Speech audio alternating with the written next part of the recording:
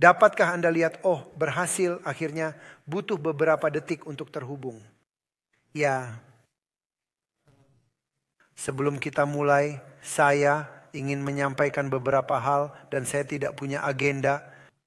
Tapi saya akan meminta adik saya untuk menunjukkan sebuah buku. Anda melihat buku In the Spirit and Power? Berapa banyak yang tahu buku ini? Luar biasa. Saya bukan promosi untuk menjualnya karena pada dasarnya tidak sepeser pun saya dapatkan dari buku itu. Itu namanya konflik kepentingan. Jadi pada dasarnya saya tidak mendapatkan uang. Tapi saya mau memberitahu Anda, misalnya di Spanyol, Ketua Uni meminta buku itu diterjemahkan dalam bahasa Spanyol dan kemudian membagi buku yang hanya terdiri dari 12 bab itu menjadi 40 segmen. Setiap babnya sedikit lebih sedikit. Dan dia menaruh pertanyaan di bagian akhir.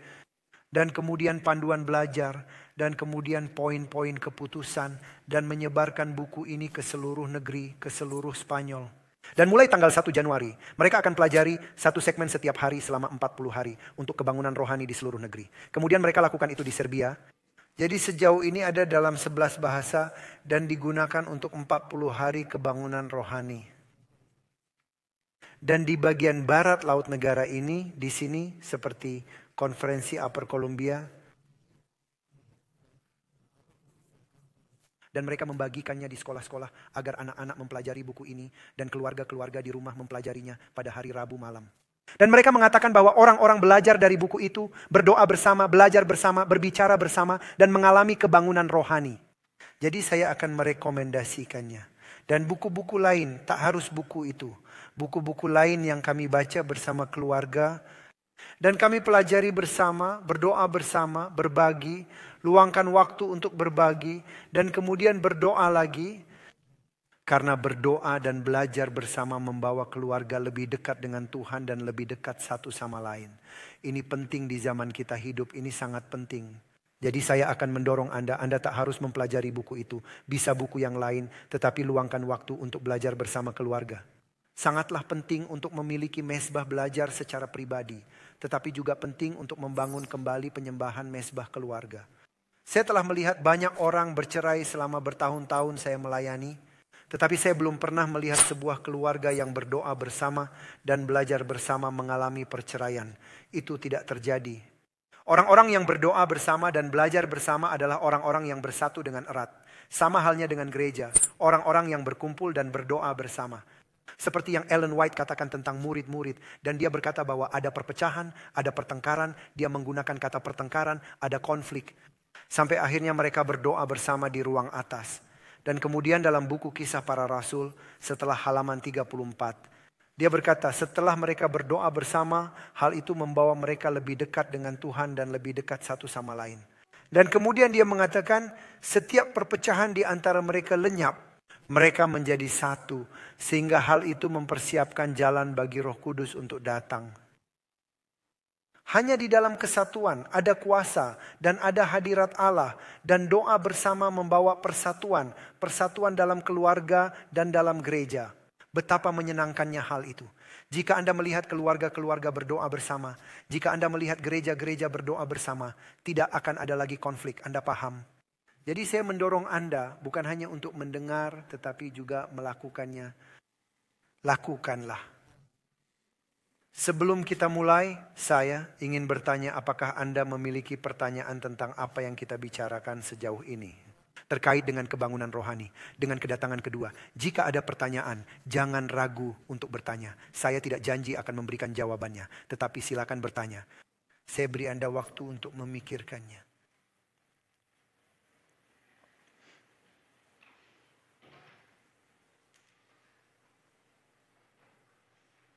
Oh, tidak ada pertanyaan. Luar biasa. Anda tahu apa yang orang Rumania katakan ketika orang tidak ada pertanyaan? Mereka mengerti semuanya atau tidak mengerti sama sekali? Mereka mengerti semuanya atau tidak mengerti sama sekali. Berarti Anda mungkin mengerti semuanya, jadi saya ingin meringkas sedikit. Sebagai contoh, saya punya seorang teman, saya tidak akan memberitahu namanya, Anda mungkin mengenalnya. Dia seorang pendeta di suatu tempat di selatan. Dia dan istrinya pergi ke sebuah pondok di hutan dan mereka berdoa selama seminggu penuh untuk gereja mereka. Setelah mereka melakukan hal itu, mereka memanggil sekelompok orang dari gereja, yaitu orang-orang seperti yang dikatakannya dalam buku Kisah Para Rasul bagian 2 yang berdedikasi untuk berdoa. Mereka memanggil sekelompok orang. Sekitar 3 bulan kemudian mereka pergi ke pondok itu. Dan selama akhir pekan dari Kamis malam sampai Minggu malam mereka terus berdoa. 24 jam sehari mereka berdoa untuk gereja. Dan kemudian mereka mengundang seluruh jemaat. Dan mereka berada di suatu tempat menyewa beberapa pondok. Mereka pergi ke gereja. Dan seluruh jemaat mulai berdoa dan membuat rencana. Ellen White berkata, berdoalah, rencanakanlah, dan bekerjalah. Dia berkata, orang-orang yang sungguh-sungguh berdoa, mereka juga bekerja. Yang tidak bekerja, tidak benar-benar berdoa, itu hanya doa formalitas. Saya katakan dalam kata-kata saya. Dia berkata berdoa dan bekerja, tidak hanya bekerja, tidak hanya berdoa. Lalu mereka berkumpul dengan seluruh jemaat. Mereka berdoa, visi direncanakan bersama, karena orang akan binasa jika tidak ada visi. Maka mereka merencanakannya bersama. Sebenarnya ceritanya panjang. Seluruh jemaat dikuatkan kembali dan mereka mengalami banyak kuasa. Banyak hal yang terjadi di sana. Banyak pembaptisan. Banyak orang yang kembali ke gereja. Orang-orang yang telah meninggalkan gereja. Banyak hal yang berkuasa. Mereka berkata, sudah lama sekali kami tidak melihat kuasa ini di gereja kami bertahun-tahun. Jadi bayangkanlah saya mendorong Anda untuk melakukannya. Mari kita mulai. Kita tahu dengan pasti bahwa setiap kebangunan rohani dalam sejarah dunia semuanya tidak terkecuali 100%. Ketika hal itu terjadi karena 2 atau 3 orang, bukan seluruh gereja. Ellen White berkata, jangan menunggu seluruh jemaat untuk pergi berdoa, karena itu tidak akan pernah terjadi. Katanya itu tidak akan pernah terjadi. Anda tidak akan pernah memiliki waktu di mana semua orang akan datang. Jika Anda menunggu semua orang, Anda tidak akan pernah berdoa. Dia berkata, ajaklah mereka yang berkomitmen untuk berdoa dan mulailah. Karena Tuhan, mengapa ia menginginkan semua orang? Allah tidak bergantung pada jumlah.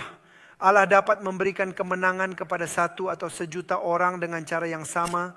Karena itu adalah kuasanya, bukan kuasa kita.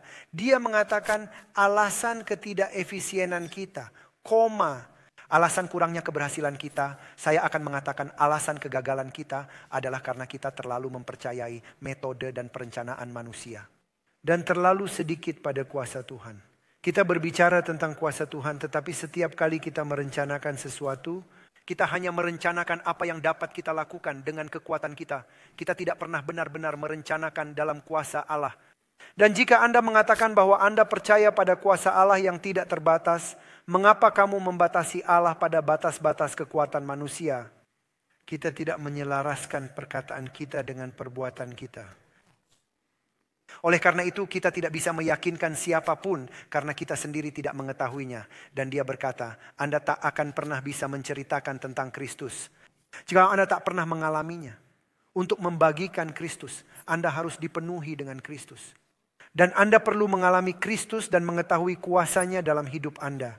Dan kemudian ketika Anda memilikinya, Anda dapat membagikannya. Apakah itu masuk akal? Jadi kita perlu, jika Anda benar-benar ingin mengubah keluarga Anda, jika Anda benar-benar ingin mengubah tetangga Anda, jika kau benar-benar ingin mengubah gerejamu, kita harus menanggapinya dengan serius. Dan kita harus berkumpul bersama. Tidak hanya sendirian, kita juga perlu sendirian untuk berdoa dan belajar dan berkomitmen. Komitmen yang nyata. Kita membutuhkan keluarga kita untuk melakukannya, tetapi juga gereja kita untuk melakukannya. Siapapun yang datang, jangan menghakimi mereka yang tidak datang. Berdoalah untuk mereka. Tapi kita harus serius dalam hal ini. Tidak ada waktu lagi untuk bermain-main. Tidak ada lagi waktu untuk bermain agama. Sangat mudah untuk bermain-main dengan agama. Karena tidak melibatkan terlalu banyak komitmen, terlalu banyak pengorbanan. Tapi kita tidak akan pernah berubah jika kita tidak serius. Seperti saat Anda serius dalam bisnis. Lebih-lebih lagi kita harus serius dalam doa dan belajar dan kebangunan rohani dan pelayanan. Tidak ada jalan lain. Dan tidak ada waktu lagi untuk menunda-nunda. Dan kembali murid-murid berkumpul di ruang atas dan mereka berdoa. Ketika mereka berdoa bersama, saya sempat membahas sedikit tentang hal itu. Terakhir kali ketika saya datang, saya telah ceritakan bagian pertama. Saya tak menyelesaikannya karena memakan waktu terlalu lama. Saat mereka berdoa bersama, Jika Anda membaca dengan teliti, saya anjurkan Anda untuk membaca buku Kisah Para Rasul antara halaman 34 dan 52. Bacalah dengan seksama, garis bawahi langkah-langkah yang paling penting, karena Anda akan menemukan semuanya di sana dengan jelas, benar-benar jelas. Saat mereka berdoa bersama, hal itu membawa persatuan dan tidak ada lagi perpecahan di antara mereka. Saat mereka bersatu menjadi satu. Dia berkata bahwa mereka mempelajari kitab suci. Mereka mempelajari kitab suci. Ini sangat penting. Doa dan mempelajari firman. Di dalam Testimonies volume 6 dia mengatakan doa dan belajar firman tidak boleh dipisahkan. Keduanya hanya dapat dilakukan bersama-sama. Dan kemudian dia berkata, melalui doa kita berbicara kepada Allah. Dan melalui firman, dia berbicara kepada kita. Allah berbicara melalui firman-Nya. Oke? Lalu, mereka mempelajari firman, mereka berdoa, ada kesatuan. Mereka mempelajari firman. Dan dia melanjutkan, mereka mengulangi pengajaran Yesus dan nubuatan. Mereka membaca Alkitab dan menganalisis setiap kata, setiap kutipan. Saya menggunakan kata-kata saya sendiri. Dan kemudian dia berkata ketika mereka berdoa bersama, mereka berdoa memohon Roh Kudus. Dan ini adalah kutipan penting yang perlu Anda dengarkan dengan baik. Dia berkata bahwa Roh Kudus tidak akan pernah datang jika kita hanya meminta, apakah kamu sudah mendengarnya? Dengar apa yang akan saya katakan selanjutnya. Dia berkata hanya ketika kita meminta Roh Kudus untuk menjangkau orang lain, Roh Kudus akan datang. Apa yang saya katakan? Roh Kudus datang untuk memampukan kita untuk bekerja. Bukan datang untuk, oh saya ingin memiliki Roh Kudus. Tuhan, bolehkah saya memiliki Roh Kudus? Saya ingin sekali memiliki Roh Kudus. Roh Kudus datang hanya untuk memampukan Anda untuk misi yang telah Allah berikan. Karena kamu tidak dapat melakukannya dengan kekuatanmu sendiri. Sebagaimana Roh Kudus datang untuk mempersiapkan pelayanan Yesus. Roh Kudus datang untuk mempersiapkan Anda bagi pelayanan. Jadi jika kamu meminta Roh Kudus hanya karena kamu ingin memilikinya, Anda tidak akan mengalami kuasa apapun. Hanya jika Anda bertekad untuk melayani dan Anda memiliki sebuah rencana, Anda datang kepada Tuhan dan berkata, saya ingin menjangkau keluarga saya ingin menjangkau tetangga saya. Ketika Anda membuat rencana dalam doa dan Anda berkata, Tuhan saya ingin melakukan ini, saya tidak mampu, tolong mampukan saya dengan kuasa roh. Kemudian dia mengatakan bahwa Roh Kudus tidak akan pernah ditolak. Bagi mereka yang meminta untuk melayani seperti kita mencari roti untuk memberikan kepada sesama kita, Roh Kudus akan datang untuk melakukan apa yang tidak dapat kita lakukan. Anda mendengar apa yang saya katakan? Jadi kutipan tersebut dengan jelas mengatakan bahwa Roh Kudus tidak akan pernah datang kecuali kita memintanya untuk memberikan berkat kepada orang lain. Tolong dengarkanlah. Dan kemudian dia menjelaskan lebih jauh, lebih dalam dan lebih kasar. Dia berkata, mereka yang tidak memiliki keinginan untuk menjangkau orang lain tidak benar-benar bertobat. Biar saya ulangi lagi. Mereka yang tidak memiliki keinginan untuk menjangkau dan menyelamatkan orang lain tidak benar-benar bertobat. Itu cukup kuat jika Anda memikirkannya. Itu berarti jika Anda berada di gereja dan Anda telah dibaptis, tetapi hati Anda tidak berkeinginan untuk menjangkau seseorang, itu berarti Anda tidak pernah benar-benar mengenal Yesus. Dan dikatakan mereka yang memahami salib memiliki kerinduan yang membara untuk menyelamatkan yang hilang. Mereka mengasihi orang lain seperti Yesus mengasihi manusia. Paragraf-paragraf ini, setiap kali saya membacanya, saya merinding karena saya bertanya-tanya, apakah saya sudah bertobat? Saya punya tetangga. Tapi sangat sulit bagi saya untuk pergi ke tetangga saya, percayalah. Apakah Anda tahu apa yang saya bicarakan? Ini sangat sulit. Saya benci mengetuk pintu rumah seseorang. Saya lebih suka di dalam rumah dan jangan ganggu saya. Saya punya urusan saya, Anda punya urusan sendiri, selamat tinggal. Anda tahu apa yang kumaksud. Ini sangat sulit. Tetapi ketika Anda berlutut dan berkata, Tuhan tolonglah saya untuk menyelamatkan tetangga-tetangga saya. Atau keluarga saya. Atau seseorang yang Allah taruh di dalam hatimu. Ketika saya melakukan hal itu. Ketika Anda melakukan hal itu. Allah memberikan hikmat dan cara untuk melakukannya. Allah memberi Anda cara untuk melakukannya. Saya telah menceritakan kisah di Bergamo. Saya sudah pernah ceritakan, saya ingat. Jadi saya tidak akan mengulanginya lagi. Para wanita tua telah berkumpul dan mereka mengatakan kami ingin menjangkau kota. Tuhan berikanlah kami Roh Kudus. Kami ingin menjangkau kota karena mereka memiliki tujuan. Dan mereka tidak berdoa memohon Roh Kudus tanpa ada tujuan. Kami ingin menjangkau kota ini. Berikanlah kami Roh Kudus. Roh Kudus memberikan hikmat kepada mereka. Dan itu dimulai dari yang kecil dan menjadi tempat yang berkuasa. Di mana mereka memiliki 40 anggota gereja. Dan sekarang mereka memiliki 4 gereja. Bukan hanya 1. Dan yang terkecil adalah sekitar 150 anggota. Dan kemudian 200 anggota dan seterusnya. Karena mereka serius dengan misi mereka. Saya meminta Anda untuk tidak mengkritik. Bahkan saya mencintai gereja ini. Saya bertanya kepada Anda, apakah Anda mau berkumpul dan berkata, Tuhan, kami ingin menjangkau di Elmhurst? Apakah Anda memiliki tempat tertentu yang Anda anggap sebagai misi Anda? Anda hebat sekali jika ingin pergi ke Kenya. Puji Tuhan, itu adalah proyek yang bagus. Karena setiap kali Anda melakukan perjalanan misi, Anda memberkati orang-orang itu. Tetapi Anda juga diberkati. Itu menguatkan dan membangunkan kerohanian Anda. Tapi itu saja tidak cukup. Apakah Anda memiliki tujuan bersama sebagai sebuah gereja? Untuk menjangkau area tertentu di sini. Dan berkata Tuhan, kami tidak tahu bagaimana melakukannya. Kami tidak dapat melakukannya. Tetapi Engkau dapat melakukannya. Tidak ada batasan. Roh nubuat mengatakan secara harfiah, kata demi kata, cari di Google, buka Ellen White Estate, cari kutipan tersebut. Tidak ada batas. Dia katakan, siapa yang tahu kutipan itu? Tidak ada batas. Anda tahu apa artinya tidak ada batas? Tidak ada batas untuk kegunaannya. Yang mengabdikan diri untuk pelayanan dan menerima kuasa Roh Kudus. Dia berkata bahwa tidak ada batas. Anda dapat melakukan mukjizat yang mutlak. Ketika Anda menaruh hati Anda untuk menjangkau area tertentu. Dan Anda berdoa bersama agar Roh Kudus menolong Anda. Melakukan misi yang telah Allah berikan kepada Anda. Saat itulah segala sesuatunya terjadi. Jika ke gereja hanya untuk menyanyikan kumbaya, mendengarkan khotbah, lalu pulang, mereka tidak akan pernah bertumbuh. Mereka tidak akan pernah tumbuh. Anda ingin bertumbuh, Anda berkumpul bersama, berdoa untuk suatu area tertentu, membuat beberapa rencana dan terus bekerja. Ketika Anda bekerja, Anda akan mendapatkan hasil. Ini sangat sederhana. Itu adalah logika anak-anak. Jika Anda benar-benar ingin memanen tomat dan Anda tidak pernah menanam tomat, jangan harap Anda bisa memetik tomat. Anda harus menanamnya untuk memanennya. Bagaimana Anda bisa membayangkan bahwa Anda memanen dari komunitas jika Anda tidak menanam apapun di komunitas? Apakah itu masuk akal? Jadi berkumpullah dan rencanakan. Kembali ke topik kita, para murid berdoa bersama. Mempelajari kitab suci. Kemudian dia berkata, mereka menyadari dalam kerendahan hati bahwa mereka tidak akan mampu melakukan pekerjaan yang telah Allah berikan kepada mereka. Dan ia berkata, mereka tahu bahwa hanya hamba-hamba yang bekerja, yang menggunakan talenta mereka, yang akan diselamatkan. Dalam setiap perumpamaan yang Yesus berikan, hanya mereka yang bekerja yang diubahkan. Mereka yang tidak bertobat, mereka tidak bekerja. Mereka malas. Dan begitu juga di gereja saya yang dulu.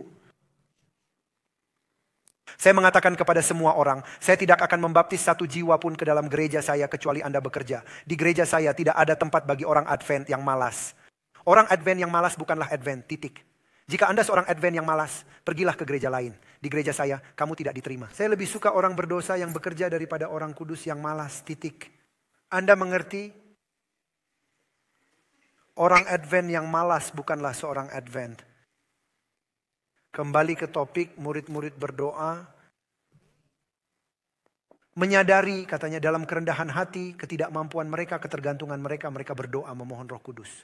Roh Kudus datang dan memampukan mereka untuk menginjil. Roh Kudus menerangi pikiran mereka. Saya telah mengatakannya, mereka memahami salib. Dan ketika mereka memahami salib, dia berkata, mereka sangat terpesona. Bahwa Allah sendiri telah mati untuk mereka. Bahwa Allah menanggung dosa-dosa mereka. Allah telah menanggung Jimmy, John, Bob. Allah menanggung dosa saya. Allah sendiri yang menanggung dosa-dosa Anda. Mereka merasa sangat terpesona bahwa Allah menanggung dosa-dosa mereka dan mati bagi mereka. Dan kemudian ia berkata bahwa mereka sangat mengasihi dia. Lebih dari apapun, lebih dari hidup mereka sendiri. Dan kemudian dia berkata, mereka akhirnya mencintainya lebih dari apapun. Artinya sebelum mereka mencintai dia, mereka lebih sedikit mencintai hal-hal lain. Mereka akhirnya mengasihinya lebih dari apapun. Dan kemudian dia berkata, sebagai hasil dari pertobatan itu, mereka memberitakan Injil dengan sukacita dan dengan berani.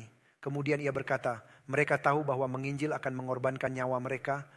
Tetapi mereka tidak mengasihi hidup mereka. Dan kemudian dia berkata, kalimat ini selalu membuat saya terharu. Tidak ada pengorbanan yang terlalu besar karena kasih mereka kepada Yesus. Tidak ada pengorbanan yang terlalu besar. Ketika Anda memahami salib dengan sukacita, bukan hanya Anda berkorban dengan sukacita. Dan kamu tidak dapat menahan diri untuk memberitahukan kepada semua orang. Anda berkhotbah dengan berani, Anda menggunakan setiap kesempatan yang Tuhan berikan kepada Anda. Karena ini adalah kabar yang sangat baik. Dan Anda ingin semua orang tahu bahwa Allah yang telah menanggung dosa-dosa Anda, ingin menanggung dosa-dosa mereka. Dan Anda jangan pergi dengan argumen dan pertengkaran untuk meyakinkan orang. Anda pergi dengan pekabaran 3 malaikat. Dan kemudian dia berkata, pekabaran malaikat ketiga adalah kebenaran yang akan menerangi seluruh dunia, dan kemudian Yesus akan datang. Pekabaran malaikat yang ketiga, apakah itu? Dan dia berkata, Yesus, Yesus, Yesus, 3 kali, Yesus, Yesus, Yesus. Kebenarannya, kasihnya, pengorbanannya. Ia berkata, kebenarannya, kasihnya, pengorbanannya. Jika orang memahami kasih Allah, mereka akan bertobat. Kemudian pekabaran ini akan menerangi seluruh dunia. Hal itu akan disertai dengan Roh Kudus dalam ukuran yang berlimpah. Dan akhir zaman akan tiba. Sekarang kita melompat dari para murid. Mereka mengerti tentang salib. Mereka memberitakan Injil. Dan dia berkata, Allah melakukan kepada mereka apa yang tidak dapat mereka lakukan dalam hidup mereka dalam waktu yang singkat. Allah bekerja dalam waktu yang sangat singkat. Ribuan orang dibaptis. Hal itu menyebar ke seluruh dunia. Itu mengubah dunia secara harfiah. Kutipan itu mengatakan terbalik. Anda tahu kutipannya. Sekarang kita pergi ke pionir. Saya tidak akan membahas tentang kebangunan rohani. Setiap kebangunan rohani dalam sejarah dunia terjadi ketika orang-orang berdoa bersama. Tetapi kita melompat ke para pionir. Saya sarankan jika Anda punya waktu, ini bukan khotbah. Ini lebih merupakan sebuah ceramah seminar. Jadi Anda bisa menyela dan mengajukan pertanyaan. Saya sarankan jika Anda memiliki kesempatan, Anda pergi ke tempat-tempat di mana gereja Advent lahir. Anda pergi ke Maine, ke Michigan, saya rekomendasikan. Karena jika Anda tidak tahu sejarah Anda, ya Anda tidak tahu siapa Anda. Anda tidak tahu kemana Anda pergi. Anda tidak tahu apa yang Anda yakini. Anda pergi ke sana, dan saat Anda pergi ke sana, Anda melihat rumah tempat Miller berkhotbah. Anda melihat rumah tempat Ellen White tinggal. Anda melihat foto-foto lama itu ketika tidak ada yang tersenyum. Itu seperti Anda tahu. Ngomong-ngomong, tahukah Anda bahwa mereka semua masih muda? Meski dalam foto mereka tidak muda. Karena kamera ada ketika mereka tua. Saat itulah kamera foto-foto ditemukan. Tahukah Anda bahwa ketika mereka mengkhotbahkan pekabaran, Ellen White, Josiah Litch, semuanya, mereka semua masih muda? Tahukah Anda? 18, 19, 21, 22, mereka semua anak muda, Anda tahu. Kembali pada topik. Pergilah ke sana dan lihatlah di kapel tua itu. Saya punya foto-foto. Di belakangnya ada tungku kayu. Dan kemudian cerobong asapnya mengelilingi gereja seperti ini. Untuk menghangatkan seluruh gereja. Dan kemudian naik ke atap. Dan kemudian Anda melihat buku-buku nyanyian. Semua lagu dalam buku nyanyian semuanya. Hanya lagu-lagu tentang kedatangan kedua. Tidak ada topik lain. Hanya kedatangan yang kedua. Dan beberapa lagu tidak ada akhirnya. Berakhir di tengah-tengah lagu. Dan mereka melakukannya dengan sengaja, kata mereka. Kami percaya dia datang begitu cepat. Sehingga kami tidak punya waktu untuk menyelesaikan lagu yang dinyanyikan. Bukankah itu indah? Mereka menantikan kedatangan Yesus. Dan mereka berkumpul bersama setelah berkhotbah. Bukan hanya William Miller. Ada pengkhotbah di Jerman, ada pengkhotbah di Swedia, ada pengkhotbah di seluruh dunia di Amerika Selatan. Yang berkhotbah pada waktu yang sama tentang kedatangan kedua. Mereka pergi ke tempat itu di atas batu datar yang kokoh itu. Menunggu pada malam itu tahun 1844 untuk kedatangan kedua. Dan mereka menunggu sepanjang malam dan Yesus tidak datang. Itu adalah kekecewaan yang sangat besar dan mengerikan. Dan mereka gagal untuk melihat akta kelahiran gereja Advent dalam Wahyu pasal 10. Di mana ia mengatakan bahwa buku itu akan terasa manis di mulutmu tetapi pahit di dalamnya. Dan kemudian dia berkata bahwa ini belum berakhir. Kamu harus memberitakan Injil kepada banyak bangsa. Ini belum berakhir. Baik, pikirkanlah itu. Saya ingin Anda membuat paralel antara Wahyu 10 dan Yehezkiel pasal 4. Pasal 3 atau 4, sepertinya pasal 4. Di mana Allah memanggil Yehezkiel untuk bekerja dan Allah berkata, hai anak manusia, ambillah kitab itu. Ia berkata dalam Yehezkiel, kitab ini akan terasa manis di mulutmu. Anda ingat paralelnya? Dan kemudian Allah berfirman kepada Yehezkiel, alasan mengapa para umat menderita? Alasan umatku menderita adalah karena mereka menyembah berhala bahkan di baitku. Dan Allah membawa Yehezkiel dalam penglihatan. Ia melihat orang-orang, beberapa di antara mereka menyembah berhala di bait Allah. Dengan membelakangi bait Allah dan wajah mereka kepada berhala itu. Dan beberapa dari mereka melakukan spiritisme di dalam bait Allah. Tahukah kamu? Dan sebagian dari mereka menyembah Molok, sebagian menyembah ini, dan sebagian lagi menyembah itu. Dan Ellen White mengomentari hal itu, dia berkata, demikianlah pada hari-hari terakhir. Orang pergi ke bait suci. Dan mereka mengira bahwa mereka menyembah Allah. Sedangkan mereka memiliki berhala-berhala lain dalam hidup mereka. Sekarang saya ingin Anda memikirkannya. Dapatkah hal itu berhubungan kepada Anda dan saya? Selidiki kehidupan Anda. Lebih baik Anda menyelidiki kehidupan Anda sekarang daripada Tuhan yang melakukannya nanti. Mungkinkah kita pergi ke bait suci dan kita dibutakan oleh dunia ini? Sehingga tanpa disadari kita sampai pada titik di mana gantinya berbeda dari dunia, kita justru menjadi sama seperti dunia. Dan tidak ada lagi perbedaan antara gereja dan dunia. Dan kita harus mempertahankan standar dan menjadi sangat berbeda. Keluar dari Babel. Dan kita berkata bahwa kita bukan Babel. Kita adalah umat Allah. Kenyataannya kita sama seperti Babel. Mungkinkah demikian? Dan roh nubuat berkata, Allah memanggil kita di akhir zaman untuk benar-benar berbeda dari dunia. Dan dia mengatakan bagaimana? Dan dia berkata, karakter Allah akan dihasilkan dari setiap anaknya. Maka kesudahan akan datang. Anda ingat kutipan itu. Ketika karakter Kristus akan dihasilkan dari anak-anaknya. Anda ingat kutipan itu. Karakter Kristus akan mengubah Anda dan saya. Dan orang-orang dapat melihat Yesus di dalam kamu. Orang dapat melihat belas kasihan Allah. Kasih Allah. Kebaikan Allah. Pemeliharaan Tuhan. Kehidupan dalam doa. Hikmat Tuhan di dalam Anda. Pikirkanlah hal ini untuk melihat Allah di dalam diri setiap orang di gereja. Hal itu membutuhkan kuasa ilahi karena kita tidak dapat mengubah diri kita sendiri. Saya mencoba mengubah istri saya ketika kami menikah. Itu tidak berjalan dengan baik. Saya masih mencoba sesekali.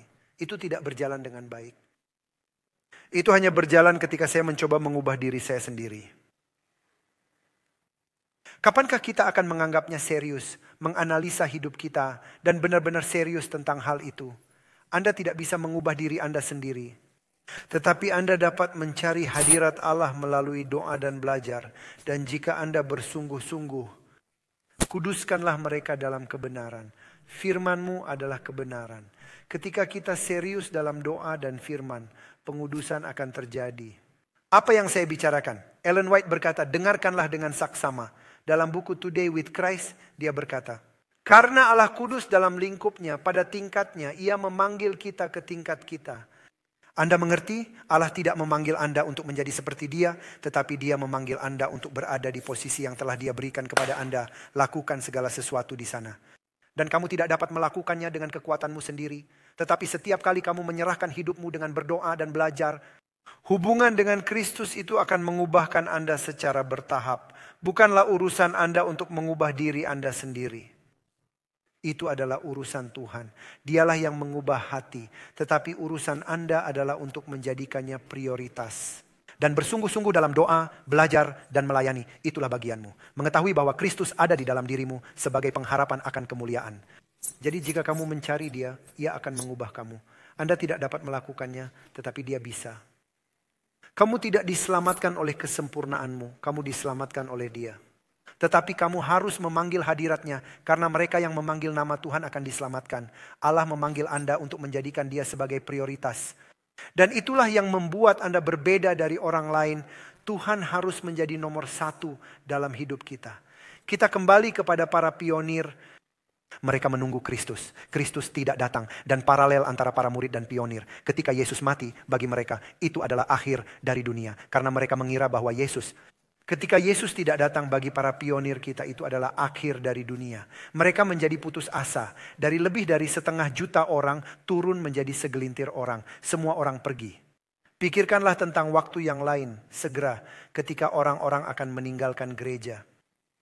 Anda tahu apa yang saya bicarakan. Izinkan saya memberikan contoh yang sangat sederhana. Berbicara dengan Anda dari hati ke hati. Sebentar lagi kita tahu bahwa akan ada waktu yang belum pernah terjadi sebelumnya. Kita tahu bahwa kebebasan beragama, dikatakan bahwa kebebasan beragama akan segera berakhir. Apa kalian dengar? Kebebasan beragama akan semakin menjadi ekstremisme dalam agama. Tidak hanya dalam politik.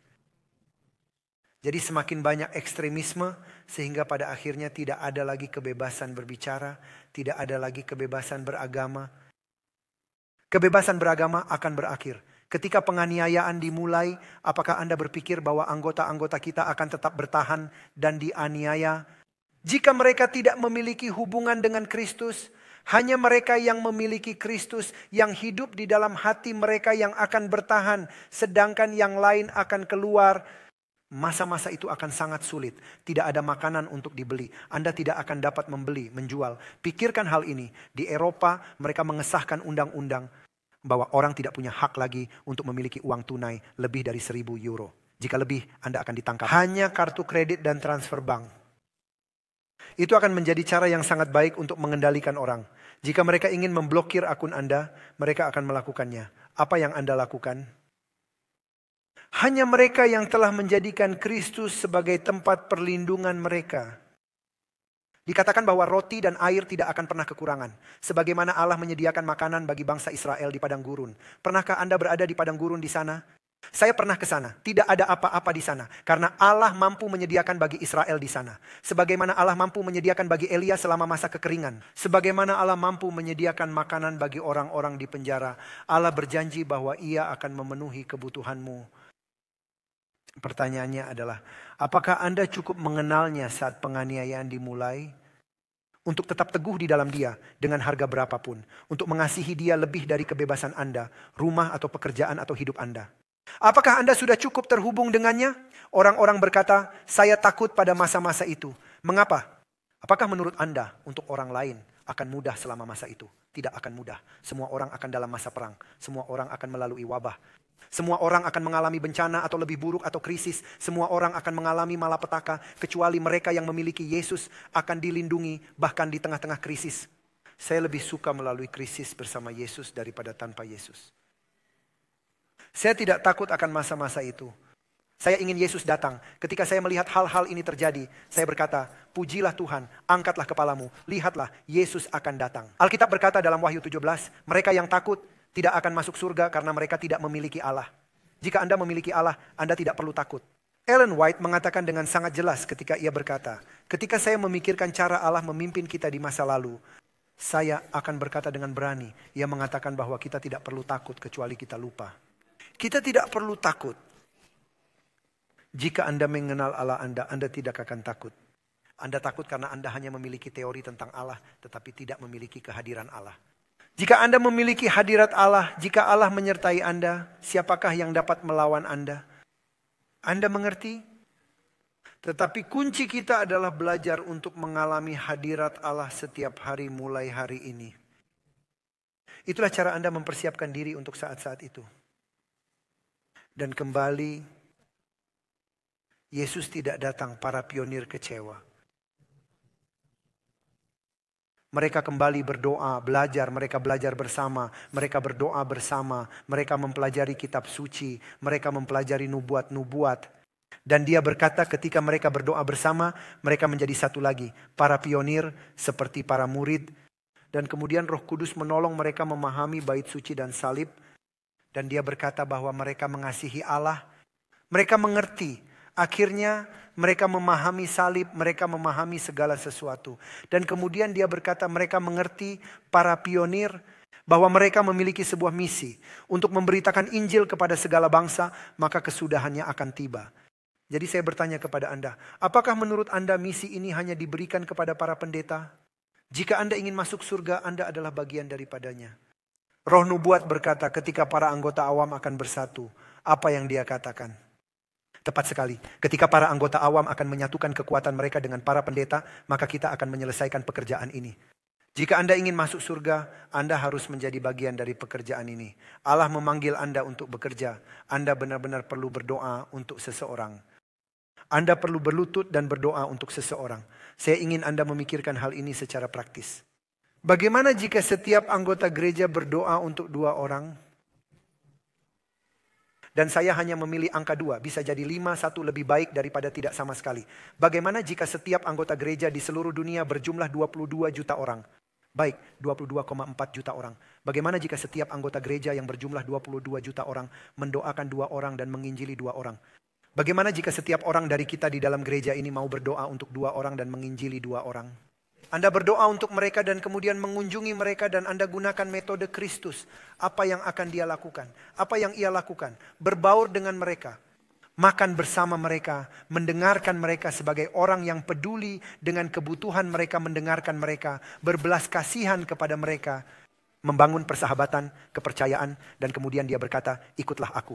Bagaimana jika setiap dari kita berdoa untuk 2 orang, mengunjungi, bergaul, makan bersama mereka, mendengarkan mereka, berdoa untuk mereka, memiliki belas kasihan dan kasih. Dapatkah Anda membayangkan bagaimana gereja kita akan meledak jika setiap orang mendoakan 2 orang? Dapatkah kamu membayangkannya?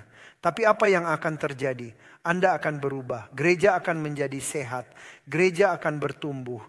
Gereja tidak akan mengalami masalah, perpecahan dan pertengkaran lagi. Gereja akan hidup kembali.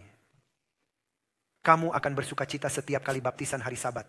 Janganlah kamu mengharapkan pendeta melakukannya sendirian. Itulah alasan mengapa pendeta mati lebih awal. Karena semua orang ingin pendeta menjadi segalanya. Pendeta harus menjadi dokter, konselor, pendengar, pengkhotbah dan pelawat seorang pendeta. Halo, dia adalah manusia. Pendeta menurut Alkitab di Efesus pasal 4 untuk mengajar Anda, untuk melatih Anda dan mengutus Anda untuk bekerja. Tidak ada jenderal yang berperang. Seorang jenderal yang mempersiapkan tentara untuk berperang. Tidak ada direktur paduan suara yang bernyanyi. Kalian memiliki paduan suara. Mempersiapkan orang-orang dalam paduan suara untuk bernyanyi. Mengapa Anda mengharapkan pendeta melakukannya seorang diri? Dari mana Anda mempelajarinya? Anda mengerti? Saya bersemangat setiap anggota melakukan pekerjaan yang telah Tuhan berikan kepadamu. Jika Tuhan memberimu sebuah talenta, gunakanlah talenta itu. Saudara, gunakanlah talenta itu. Karena Yesus telah berjanji dan ia tidak berdusta. Pergilah dan aku akan menyertai kamu senantiasa sampai kepada akhir zaman. Bukankah dia sudah mengatakannya? Pergilah, aku berjanji aku akan bersamamu. Alasan dia tidak bersama kita adalah karena kita tidak pergi. Itu bersyarat. Pergilah dan dia akan bersamamu. Saat itulah kita sebagai gereja bertumbuh. Ketika Anda benar-benar ingin untuk menyelamatkan yang terhilang. Mereka yang mengasihi Yesus, kata Ellen White, mengasihi orang lain. Ketika Anda mengasihi terhadap orang lain dan Anda melakukan sesuatu, Anda akan mendapatkan keuntungan. Anda akan mendapatkan berkat. Dan apa yang terjadi? Ellen White dan James White mulai mengkhotbahkan hal itu. Dan mereka membuat gereja bersemangat tentang hal itu. Dan jemaat mulai berdoa. Dan seperti yang Anda ketahui, mungkin saya telah menyinggungnya. Ketika gereja berdoa, pada tahun berapa mereka mulai berdoa? 1850? November 1856. Berapa banyak anggota yang kita miliki pada tahun 1856? Siapa yang tahu? 2.500 anggota di seluruh gereja di seluruh dunia. Jumlah yang kecil. Ketika gereja mulai berkhotbah bersama, Anda akan melihat kelompok-kelompok orang di setiap gereja. Dia tidak mengatakan semua orang. Dia mengatakan kelompok-kelompok orang. Dia mengatakan sekelompok orang di setiap gereja mulai berdoa. Meminta kuasa Roh Kudus. Mulai berdoa untuk para tetangga. Mulai berdoa untuk kebangunan rohani. Mulai meminta pertolongan. Dan dia berkata saat mereka mulai berdoa melalui gereja-gereja. Saya ingin kalian membayangkan hal ini sekarang. Dia berbicara tentang akhir yang sama dan dia bilang saya telah melihat dunia ditutupi awan gelap. Dan di sana sini ada sinar cahaya, ingatlah kutipan itu. Dikatakan bahwa saya melihat dan ada kelompok-kelompok doa di sana sini dan mereka menerima cahaya. Dan dia mengatakan mereka mengalami kebangunan rohani. Dan kemudian lebih banyak orang mulai berdoa. Dia berkata cahaya itu semakin lama semakin banyak. Sampai seluruh bumi diselimuti cahaya. Saya ingin Anda membayangkannya, bukan tidak berguna. Ketika Anda berkumpul dan berdoa, dan kelompok di Serbia berkumpul, dan kelompok di Jerman, dan kelompok di Kenya, Dan kelompok di Tanzania dan kelompok di Swedia, ketika orang melakukan itu, Anda melihat semakin banyak yang bersemangat tentang hal itu, semakin banyak dan akhirnya mencakup seluruh dunia. Pertanyaannya bukanlah apakah kebangunan rohani akan terjadi. Pertanyaannya bukanlah apakah hujan Roh Kudus akan turun. Pertanyaannya adalah apakah Anda akan menjadi bagian dari itu. Itulah pertanyaannya. Maka mereka pun berkumpul. Ellen White berkata, mereka mulai berdoa dan dia berkata, satu kelompok berisi 5 orang. Itulah kutipannya. Satu kelompok berisi 5 orang ikut berdoa, mulai menulis artikel, mulai berkhotbah 5 orang dalam satu kelompok dan sangat menarik. Dan saya tidak akan membahas seluruh detailnya, sangat menarik. Dia berkata saat mereka mulai berdoa, pemimpin doa mulai berdoa. Para anggota mulai berdoa, jemaat mulai berdoa. Dan akhirnya dia mengatakan bahwa doa itu meliputi seluruh jemaat. Dia berkata, tidak semua orang berdoa, tetapi setiap tempat memiliki kelompok-kelompok doa.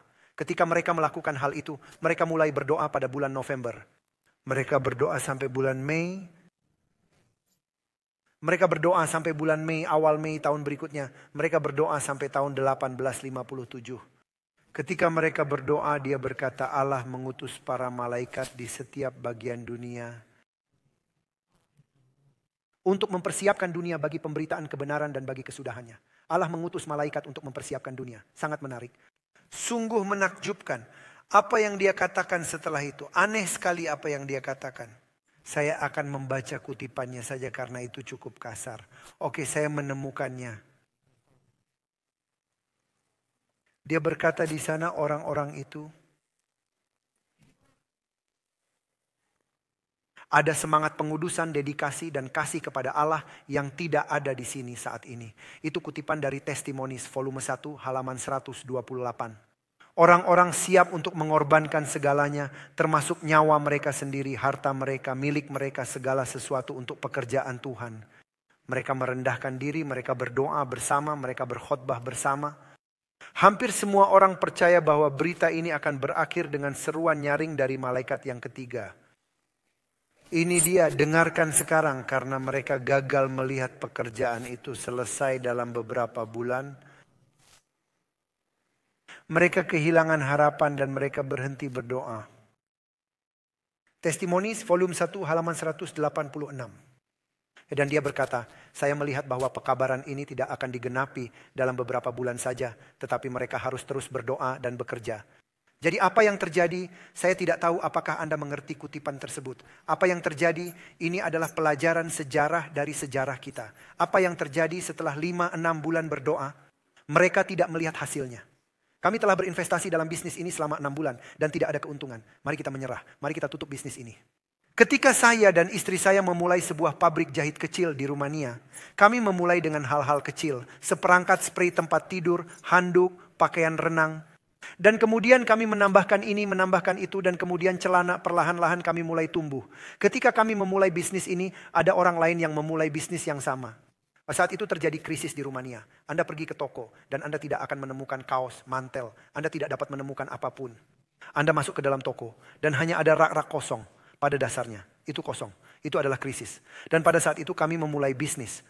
Ada 4, 5, 6 teman lain anggota gereja yang memulai bisnis yang sama. Setelah 6 bulan mereka berkata, kami telah berinvestasi, kami telah bekerja keras, tidak ada hasilnya. Kami menyerah. Saya dan istri saya berbicara. Kami merasa Tuhan menuntun kami ke arah ini. Kami tidak akan menyerah. Dan kami terus berinvestasi, bekerja dan berdoa, berinvestasi, bekerja, berdoa. Tidak terjadi apa-apa. Kami berinvestasi dan berdoa. Akhirnya kami bertekuk lutut dan berkata, Tuhan, kami sudah bangkrut. Kami tidak punya apa-apa lagi untuk diinvestasikan. Tapi kami tidak menyerah. Engkau telah menuntun kami untuk melangkah ke sini. Tolong bantu kami. Dan kami berdoa dan sampai pada titik. Dan ini sangat aneh. Tuhan tidak akan pernah bekerja jika Anda berpikir bahwa Anda yang melakukannya. Ketika Anda mencapai titik terendah dan Anda tidak memiliki cara lain dan Anda benar-benar bergantung 100%, saat itulah Tuhan bekerja. Jadi Anda tahu bahwa itu adalah Dia, bukan Anda.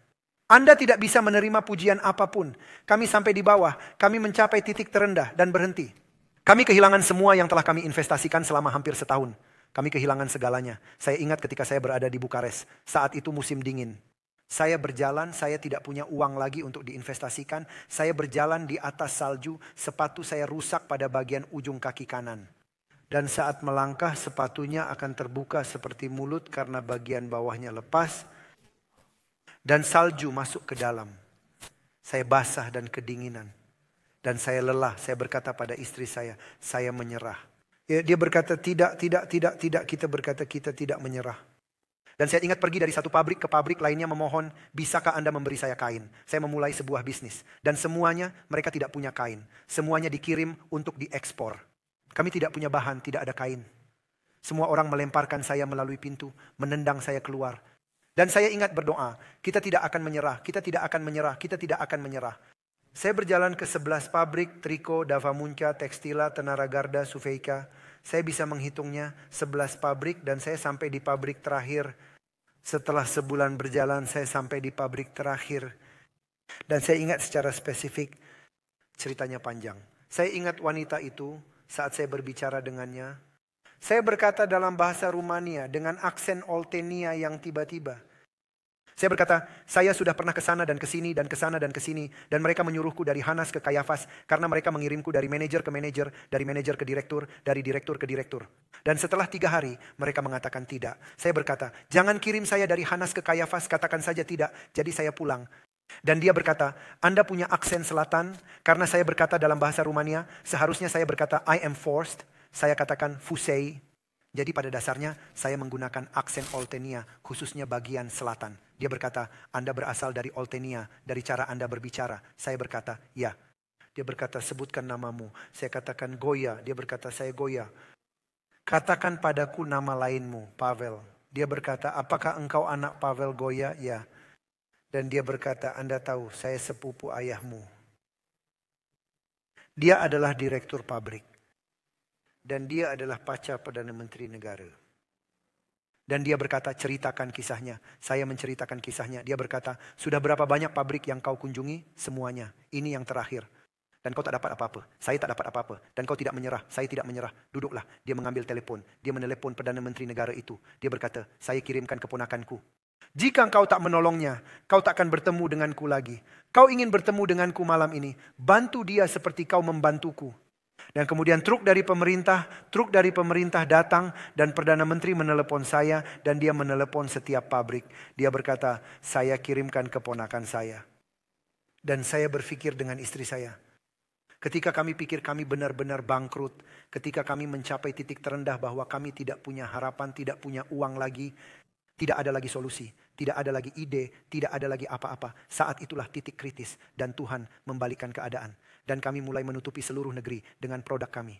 Dan kami mulai menjual dan mendapatkan uang dan semakin banyak. Dan mulai terlibat dalam penginjilan, memberikan uang kepada gereja, melakukan ini dan itu, dan membantu. Dan segala keadaan berubah. Dan saya berpikir secara rohani, bagaimana orang mulai berdoa. Dan setelah beberapa minggu mereka menyerah. Dan mereka tidak mengerti bahwa doa bukanlah sebuah acara. Doa adalah sebuah gaya hidup.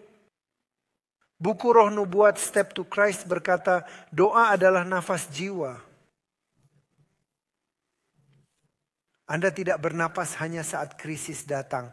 Anda bernapas setiap saat jika ingin tetap hidup. Sama halnya dengan doa dan belajar. Anda tidak berdoa hanya rutinitas atau dalam krisis. Jika Anda benar-benar ingin tetap kuat secara rohani, Anda perlu berdoa tanpa henti seperti Anda bernapas tanpa henti. Anda harus terus terhubung, tidak pernah terpisah. Kata Yesus di Yohanes 15, akulah pokok anggur, kamu rantingnya. Jika terpisah dariku, kamu tak dapat buat apa-apa. Jika ingin tetap hidup, kamu harus di dalamku dan aku di dalam kamu. Titik. Jelas. Dan orang-orang menyerah. Sekarang kembali ke para pionir. Ellen White berkata, mereka berdoa selama 6 bulan. Allah mengutus para malaikat untuk mempersiapkan dunia. Dia berkata bahwa semua telah siap. Dia berkata bahwa Yesus akan datang saat itu. Tetapi mereka menjadi lelah dan ia berkata bahwa mereka tidak melihat hasilnya. Mereka menjadi putus asa dan berhenti berdoa. Bagaimana jika kita tidak berhenti, kita terus saja berjalan. Dan kita tidak mencari keajaiban atau hasil. Kita bertekad, seperti yang dikatakan Alkitab dalam Kisah Para Rasul pasal 2. Bahwa para murid berkomitmen untuk berdoa. Kita berkomitmen untuk berdoa, belajar, dan menginjil. Berkomitmen. Bagaimana jika kita tidak berhenti? Anda mengerti? Dia berkata, karena mereka berhenti, mereka tidak layak dan tidak siap untuk kedatangan yang kedua. Bukankah itu menyedihkan bahwa umat Allah yang seharusnya menjadi orang-orang yang paling mengasihi Dia, tidak berkomitmen untuk berdoa, mereka lebih berkomitmen pada hal-hal lain?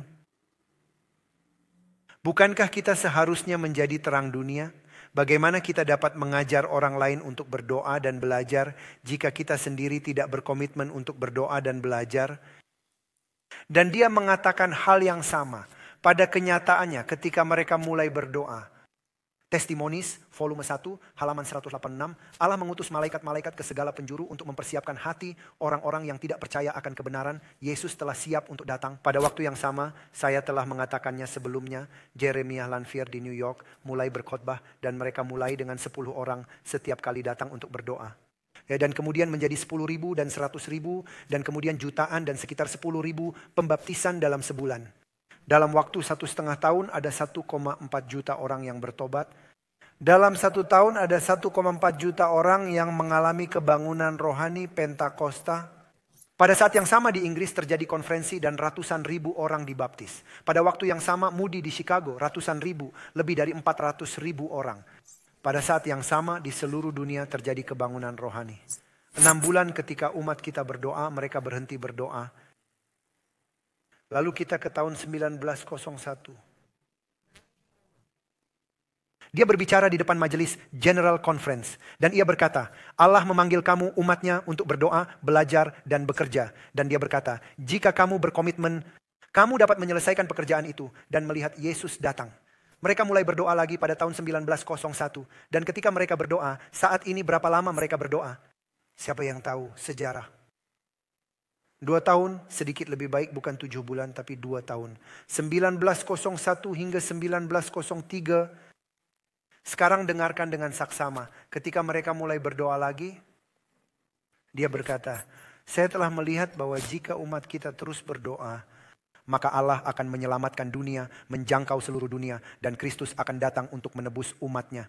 Sangat menarik, sangat menarik. Ketika mereka mulai berdoa pada tahun 1901, Evan Roberts di Inggris mulai berkhotbah. Pada saat yang sama terjadi kebangunan rohani di seluruh dunia.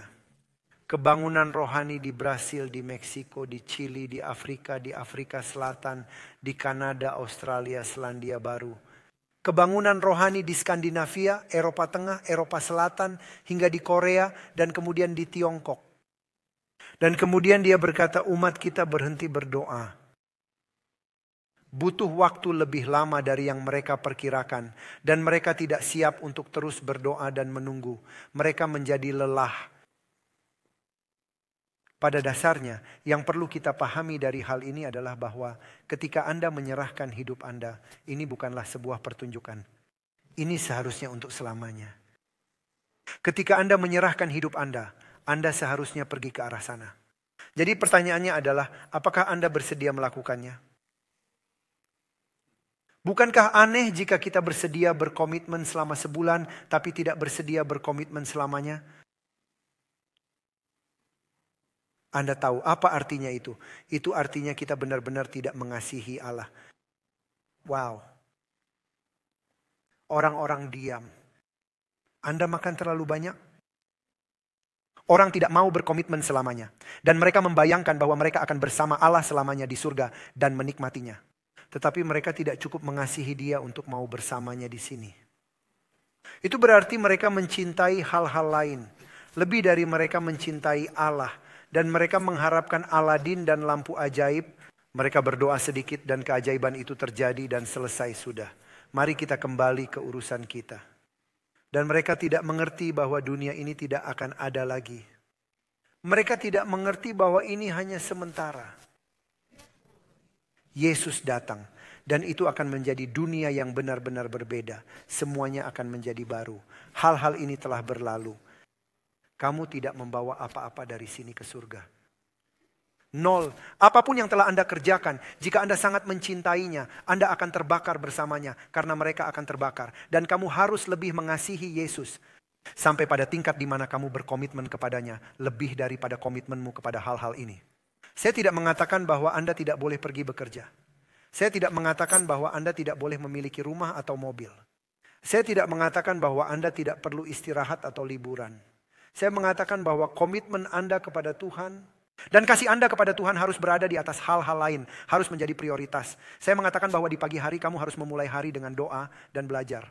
Saya mengatakan bahwa kamu harus mengisi lampumu dengan minyak yang baru setiap hari.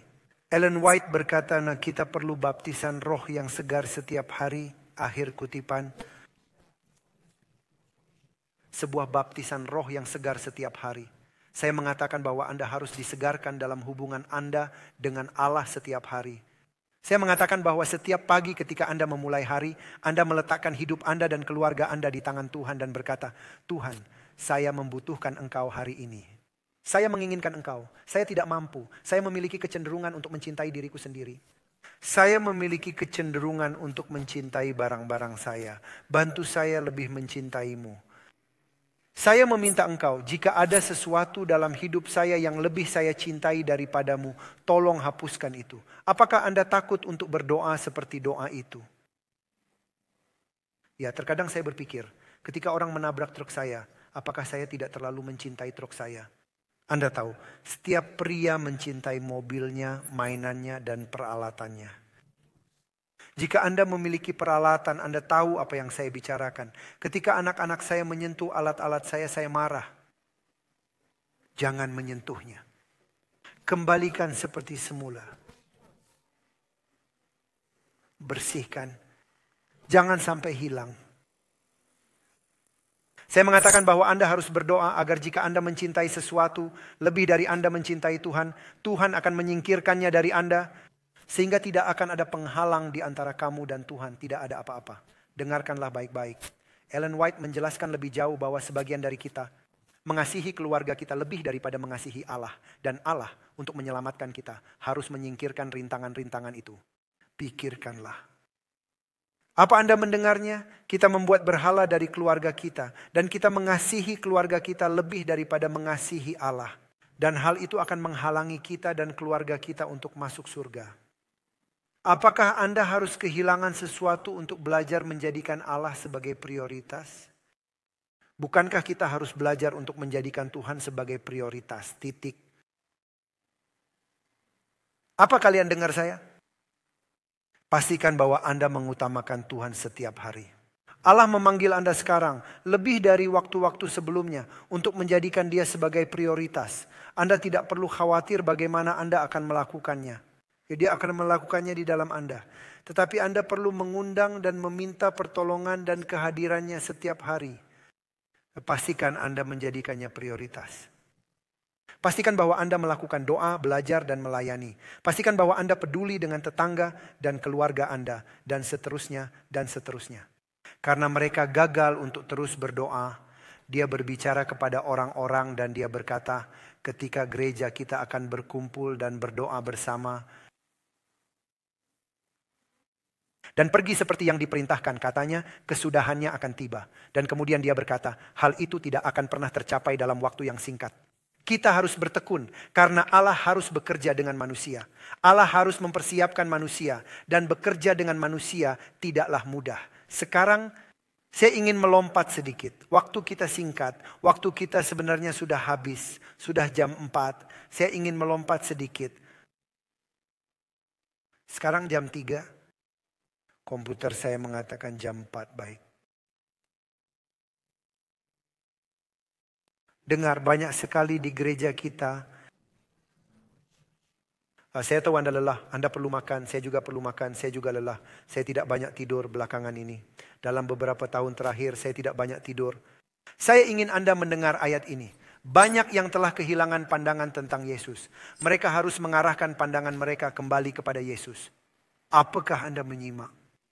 Yesus, jasa-jasanya, kasihnya kepada umat manusia, kuasanya, semuanya harus menjadi fokus kita.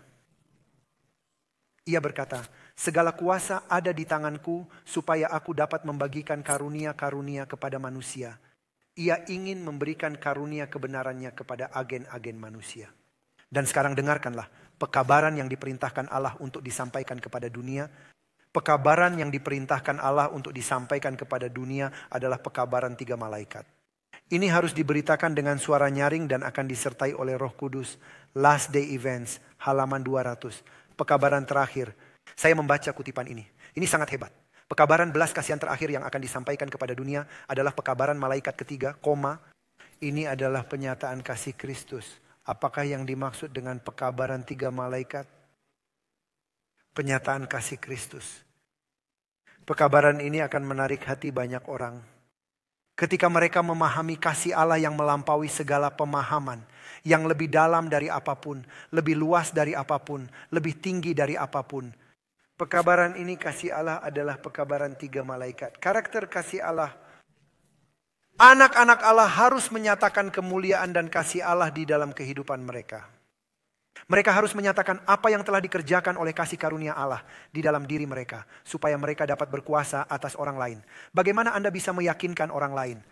Saya ulangi kutipannya. Anak-anak Allah harus menyatakan karakter, kasih, dan anugerah Allah dalam kehidupan mereka.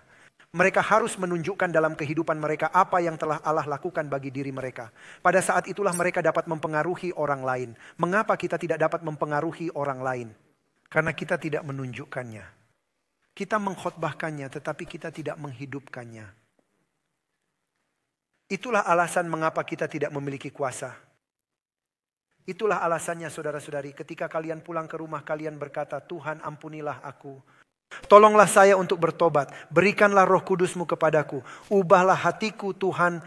Supaya saya dapat menunjukkan kasih-Mu kepada keluargaku. Agar saya dapat menunjukkan kasih-Mu kepada tetanggaku. Sehingga dunia akan tahu bahwa saya adalah putra atau putri Allah. Itu harus direfleksikan. Pekabaran tentang kebenaran Kristus, kasih-Nya, kasih karunia-Nya, pengorbanannya harus terdengar dari ujung bumi yang satu ke ujung bumi yang lain untuk mempersiapkan jalan bagi Tuhan. Ini adalah kemuliaan Allah. Inilah yang akan menutup pekerjaan itu. Ini adalah pekabaran 3 malaikat, Testimonies, 1 halaman 19. Yesus, Yesus, Yesus, kasih-Nya, kebenarannya, karakternya. Pekabaran ini akan disertai dengan pencurahan Roh Kudus dalam jumlah yang besar sehingga akan menyelesaikan pekerjaan itu. Bukankah ini luar biasa? Ada yang lebih jelas daripada itu? Tidak ada, hanya ini. Untuk mengenal Kristus dan Dia yang disalibkan. Hanya inilah yang ingin saya ketahui di antara kamu. Yaitu Kristus dan Dia yang disalibkan, tidak ada yang lain. Ini sangat aneh, jangan tersinggung. Saya pergi ke sekolah Sabat dan saya mendengarkan orang-orang. Saya tidak berbicara tentang Anda karena saya datang terlambat.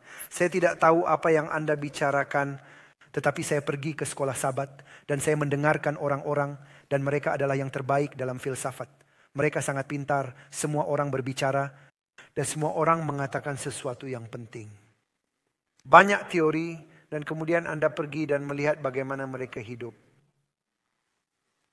Anda coba datang dan melihat saya ketika saya mengemudi. Anda tidak ingin melihat saya.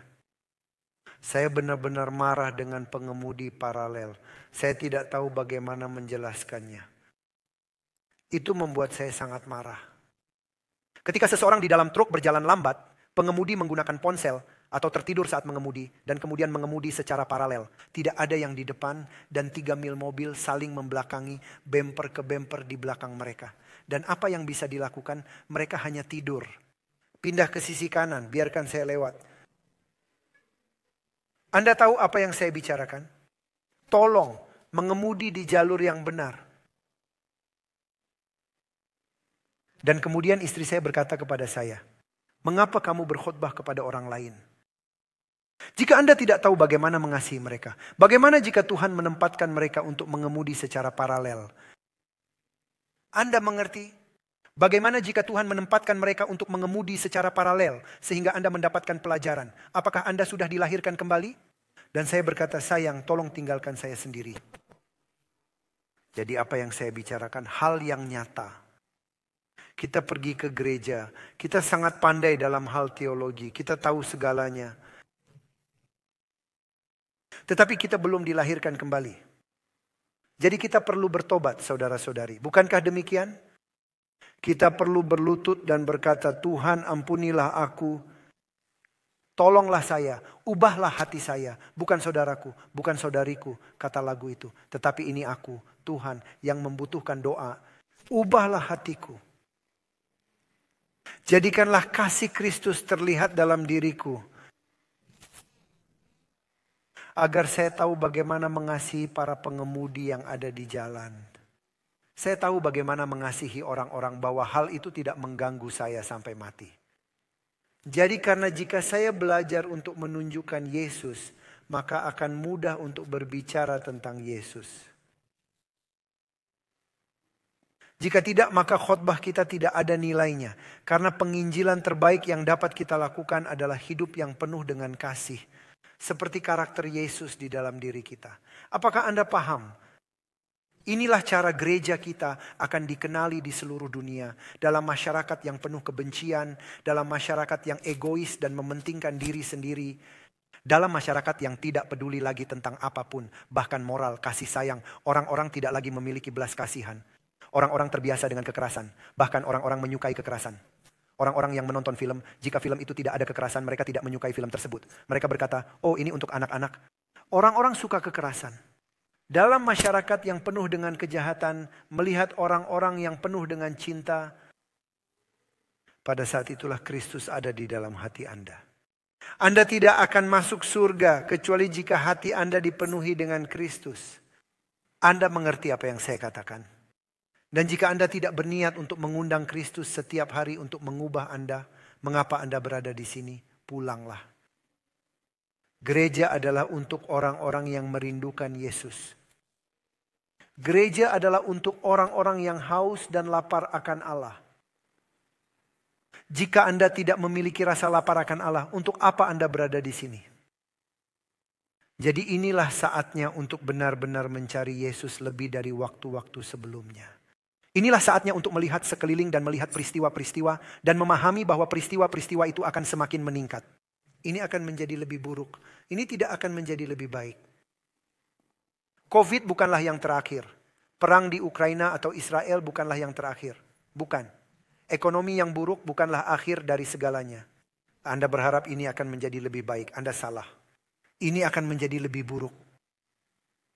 Dan jika Anda melihat sekeliling dan Anda tidak menyadari bahwa kita hidup di akhir zaman, bahwa kita menjalani kontraksi, Anda tahu apa yang saya bicarakan. Jika Anda tidak menyadarinya, Anda akan kehilangan waktu Anda di gereja. Anda mencoba, seperti yang sering dikatakan ayah saya, untuk berada di dua perahu dalam waktu yang sama. Anda tidak bisa berada di dua perahu dalam waktu yang sama. Entah Anda bersama Allah atau Anda bersama setan. Tidak ada jalan tengah. Dan Tuhan berkata, siapa yang tidak bersamaku, ia melawan aku. Sebagaimana kamu hidup hari ini, datanglah ke hadapan Allah, selidikilah hatimu dan katakanlah, Tuhan, saya sangat membutuhkanmu. Saya tidak dapat melakukannya, tetapi engkau dapat melakukannya. Engkau sudah berjanji untuk melakukannya. Engkau berjanji untuk memberiku hati yang baru. Engkau berjanji mengerjakan di dalam aku apa yang telah engkau mulai hingga selesai. Engkau sanggup, jadi saya memberimu izin, persetujuan untuk melakukan apapun yang diperlukan. Untuk mengubah hidupku, keluargaku, gerejaku. Tuhan tolonglah saya. Saya tidak akan beranjak dari sini sebelum Anda menolong saya. Saya akan memegangmu seperti Yakub. Saya akan melawanmu sepanjang malam. Saya akan memegangmu dan takkan melepaskanmu. Sangat menarik. Tuhan menyukai doa itu ketika Anda bertekad dan Anda berkata, saya tidak akan melepaskan engkau. Berdoalah doa itu setiap malam, setiap pagi, dan Anda akan melihat perubahan. Carilah hadirat Allah, roh nubuat berkata, adalah panggilan Allah bagi setiap keluarga, bagi setiap orang tua untuk mencari hadirat Allah bagi keluarga dan anak-anak. Adalah tanggung jawab Anda untuk mencari hadirat Tuhan dalam keluarga Anda, untuk anak-anak Anda, untuk keluarga Anda, untuk seluruh keluarga Anda. Allah memanggil Anda untuk melakukan hal itu. Carilah hadiratnya. Tuhan datanglah, tolong datang. Saya putus asa. Bagaimana saya bisa membesarkan anak-anak saya tanpa bantuanmu? Bagaimana saya bisa menjangkau tetangga saya tanpa bantuanmu? Bagaimana saya bisa mengubah diri saya tanpa bantuanmu? Berdoalah untuk hadirat Allah. Saya akan mengakhiri ini.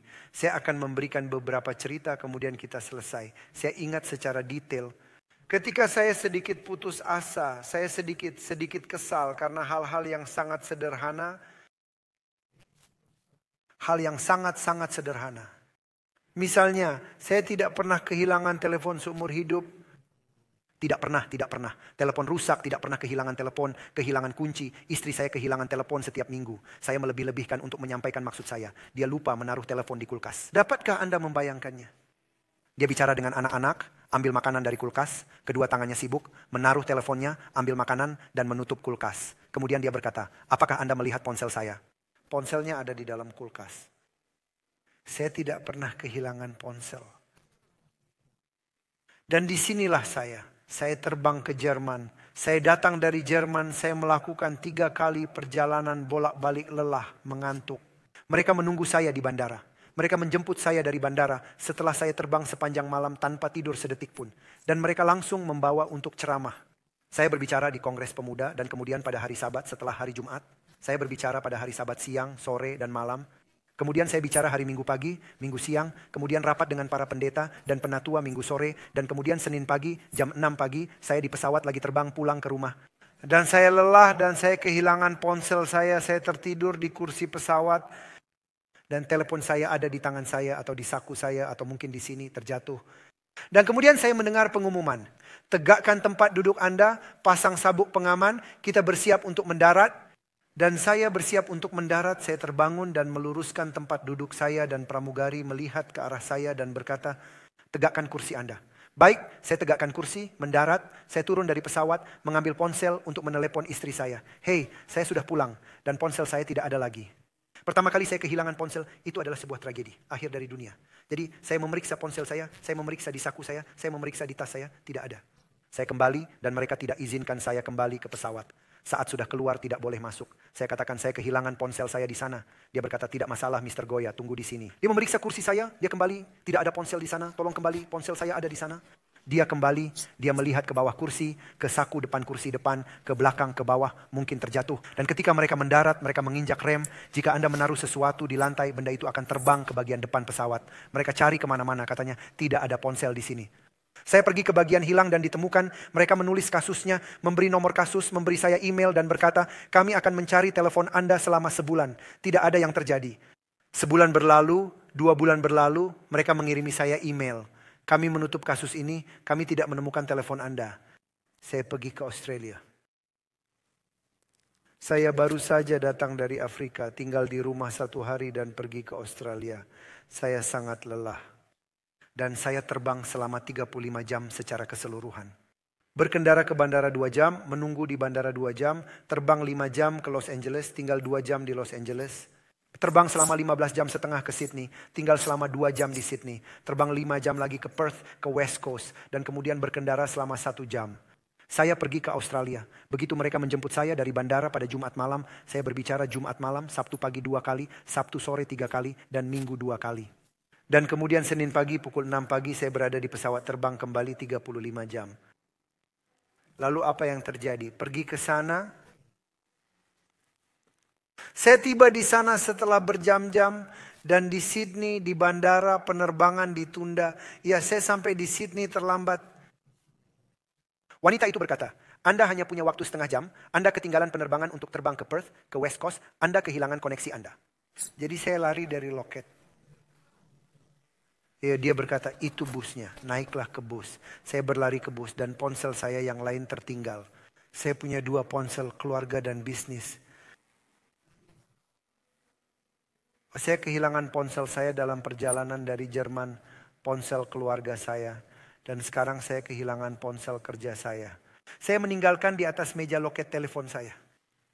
Dan ketika saya meninggalkan ponsel saya di meja, saya berlari ke bus, saya naik bus, dan saya ingin menelepon istri saya. Berkata, saya akan mengejar pesawat meskipun saya berangkat terlambat dari LA. Saya berangkat sangat terlambat, sekitar 1,5 jam terlambat. Saya akan kejar ketika saya mencari ponsel saya, tak ada ponsel.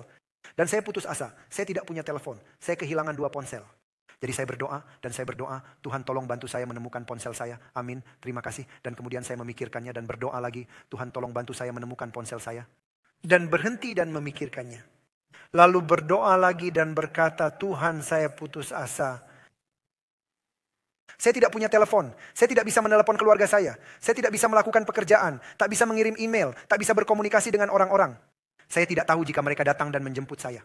Saya tidak tahu bagaimana cara menghubunginya atau mereka mengira saya di pesawat berikutnya atau semacamnya dan saya di bandara menunggu sendirian. Dan Malaysia menunggu sendirian di bandara atau di Kenya atau di suatu tempat menunggu sendirian di bandara. Tuhan, saya tidak punya ponsel. Bagaimana saya bisa melayanimu? Maukah engkau? Saya berdoa dengan cara berbeda, maukah engkau? Dan itu terlintas dalam pikiran saya. Doa bukan ketika Anda melakukan rutinitas. Tetapi ketika Anda menaruh hati Anda, jadi saya menaruh hati saya dan saya berkata, Tuhan, saya tahu bahwa Engkaulah Tuhan. Saya tahu bahwa Engkau dapat melihat saya. Ellen White berkata, sadarilah bahwa ketika Anda berdoa, Anda datang ke hadirat Allah di tempat yang maha kudus, di mana para malaikat menutupi diri mereka. Saya berkata, saya tahu Engkau adalah Allah dan saya datang ke hadirat-Mu. Jika engkau berpikir bahwa saya membutuhkan telepon, saya tahu engkau bisa melihat ponsel saya saat ini. Bisakah engkau mengirimkannya kepada saya? Tolong berikan telepon saya. Dan ketika saya berdoa, sopir berkata, apakah Mr. Goya ada di dalam bus? Saya berkata, ya, saya tepat di belakang Anda. Dia berkata, wanita dari loket menemukan telepon Anda dan berkata, jangan naik bus berikutnya karena Anda akan ketinggalan pesawat. Tetap di sana, bus lain akan datang 15 menit lagi. Lakukan check-in, serahkan bagasi, bersiap-siap, dan tunggu saja bus yang akan membawa telepon Anda. Jadi saya sudah berada di bandara dengan waktu hanya 15 menit sebelum pesawat berangkat. Dan saya berdoa, Tuhan, Engkau memberiku telepon kantor. Betapa indahnya Tuhan. Saya bersujud dalam kerendahan hati di hadapan-Mu. Dan saya tahu bahwa saya adalah seorang manusia dan tidak layak menerima pertolongan. Tetapi tidak ada yang terlalu besar bagimu. Dan tidak ada yang terlalu kecil bagimu. Maukah engkau mempertimbangkan 2 hal kecil untuk mengembalikan telepon keluarga juga? Saya tahu saya telah kehilangannya 2 bulan yang lalu. Saya tahu bahwa mereka telah menutup kasus ini. Saya tahu bahwa mereka tidak lagi mencarinya. Tetapi Engkaulah Tuhan. Maukah engkau mempertimbangkannya? Karena kasih-Mu kepadaku, meskipun saya bukan siapa-siapa untuk mengembalikan telepon keluarga saya. Bus datang, dia memberikan ponsel itu. Saya berlari ke pesawat, saya naik ke pesawat dan saya memeriksa pesan saya dan saya mendapatkan email dari Delta. Mr. Goya, sebuah pesawat rusak, jadi kami menghentikan pesawat di Salt Lake City karena kursinya tidak bisa direbahkan. Dan kami menemukan telepon di kursi yang tidak dapat direbahkan, yang persis seperti yang Anda gambarkan. Jadi kami mengirimkannya saat Anda pulang. Ini akan dikirim lewat pos. Saya pulang dan saya mendapatkan kedua ponselku. Saya memiliki kedua teleponku. Dan saya berpikir lagi dan lagi. Saya bisa memberikan banyak contoh. Tuhan, seperti apa yang kita miliki? Yang mengurus hal-hal besar dengan mati bagi kita di kayu salib. Dan memberikan kekekalan kepada kita. Bahwa kita tidak mengerti apa itu kekekalan. Pikiran manusia tidak dapat mengerti kekekalan. Pikiran manusia tidak dapat memahami kekekalan.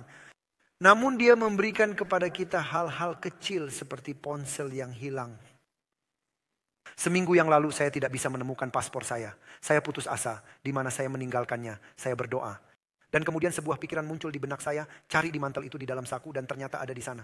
Dan Allah seperti berbicara kepada saya di pikiran saya. Betapa hebatnya Allah yang kita miliki. Yang memberi pengampunan di kayu salib dengan darahnya sendiri. Yang memberi hidup yang kekal. Apa itu kekal? Selama-lamanya dan selama-lamanya dan selama-lamanya dan kehidupan kekal, keabadian, sungguh anugerah yang luar biasa yang memberi kita ponsel yang hilang. Namun pikirkanlah tentang hal itu. Kita sulit untuk mengorbankan 1 jam sehari dan menghabiskan waktu bersamanya dan sulit untuk melakukannya. Meskipun itu adalah untuk berkat-Mu. Allah tidak mendapatkan apa-apa. Ini adalah untuk keuntungan-Mu dan kita mengalami kesulitan. Ketika Dia menunjukkan kasih yang tak terbatas, kita mengalami kesulitan untuk berkomitmen sedikit saja. Dan kita mengatakan bahwa kita mengasihi Yesus. Luangkan waktu di kayu salib. Renungkanlah pengorbanannya. Renungkanlah kekekalan. Renungkanlah berkat-berkat yang telah Dia berikan kepada Anda sejauh ini. Renungkanlah apa yang akan Dia berikan kepada Anda. Dan kemudian semakin banyak waktu yang Anda habiskan bersamanya. Semakin Anda mengenalnya, semakin Anda mengasihi Dia. Semakin mudah untuk berkomitmen Anda memahami itu. Habiskan waktu bersamanya. Kenali Dia. Karena ketika Anda mengenalnya, Anda akan mengasihinya. Anda akan jatuh cinta lagi. Dan kemudian Anda akan menginginkan komitmen. Anda tidak akan mampu, Anda akan haus akan Tuhan. Kamu tidak akan dapat menunggu 1 detik pun tanpa Yesus. Dan kemudian hidupmu akan berbicara lebih besar daripada kata-katamu. Dan ini bukan peristiwa 1 hari. Ini adalah proses sehari-hari, proses seumur hidup. Setiap hari Anda harus mengalaminya lagi dan lagi dan lagi sampai Dia datang. Amin. Mari kita selesaikan. Kiranya Tuhan memberkati Anda dengan berlimpah. Keluarga Anda, gembala Anda, gereja Anda. Anggaplah ini sebagai panggilan dari Tuhan. Bukan dari saya. Panggilan ini bagi saya sama seperti bagi Anda. Sama saja. Kita semua adalah orang berdosa yang membutuhkan kasih karunia. Jadikanlah panggilan Allah bagi Anda untuk memulai awal yang baru. Komitmen baru untuk berdoa. Belajar dan melayani. Dan anggaplah ini sebagai panggilan setiap hari untuk menyerahkan hidup Anda karena Yesus akan datang dengan cara yang paling serius. Yesus akan datang. Lebih cepat dari yang kita pikirkan, akan menjadi kejutan bagi sebagian besar dari kita. Lebih cepat dari yang kita pikirkan, dan kita harus serius tentang hal itu. Amin. Semoga Tuhan memberkati Anda. Mari kita berdoa bersama. Bapa di surga, betapa ajaibnya Engkau Allah. Kami merenungkan terlalu sedikit tentang Engkau. Kami terlalu sedikit memikirkan-Mu. Kami harus merenungkan Engkau siang dan malam, pengorbanan-Mu, firman-Mu, hukum-Mu. Kami harus semakin mengenal Engkau, semakin mengasihi Engkau, semakin melayani Engkau, semakin mempercayai Engkau. Namun kami tidak mempercayai siapapun, bahkan Engkau, bahkan diri kami sendiri. Kami ragu dan kami bertanya-tanya dan kami bergumul. Dan tidak ada keselamatan kecuali di dalam Engkau. Tolonglah. Bantu kami untuk menginginkan-Mu lebih dari apapun. Tolonglah Tuhan, tolonglah kami semua yang ada di sini dan yang mendengarkan di internet. Tolonglah kami semua untuk lebih mengenal-Mu, untuk lebih mengasihi-Mu, untuk lebih mempercayai-Mu, dan menyerahkan hidup kami hari ini dan mulai sekarang setiap hari. Tolong kami untuk menjadikan Engkau sebagai prioritas dan percaya bahwa Engkau mampu melakukan lebih dari apa yang kami minta atau bahkan kami pikirkan. Karena Engkaulah Allah, karena Engkau telah memberikan Yesus, karena Engkau mengasihi kami, karena kuasa-Mu tidak terbatas. Bapa, kami berdoa agar kami mengalami kebangunan rohani dan komitmen yang baru. Dalam nama Yesus yang mulia kami meminta dan berterima kasih kepadamu Tuhan, amin.